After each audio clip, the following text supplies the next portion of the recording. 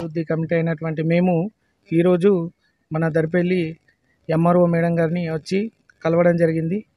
విషయం ఏంటంటే మన శ్రీ జగన్నాథ స్వామి టెంపుల్ ఆలయం ప్రాంగణంలో గల స్థలాన్ని కబ్జాకు గురి చేస్తూ అక్కడ అంచెలంచెలుగా గుట్టని పలుగొడుతూ అక్కడ ఇండ్లు నిర్మాణం చేసుకుంటూ దేవునికి స్థలం లేకుండా చేస్తున్నారు.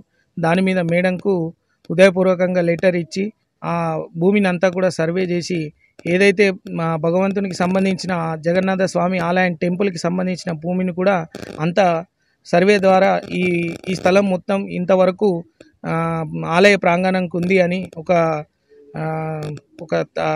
తాటికి తీసుకొచ్చి ఆ ప్రాంగణం మొత్తం ఆ స్థలాన్ని దేవుడికి కేటాయించాలని మేడంకి కలవడం జరిగింది. లెటర్ పూర్వకంగా మేడంకి తెలపడం జరిగింది.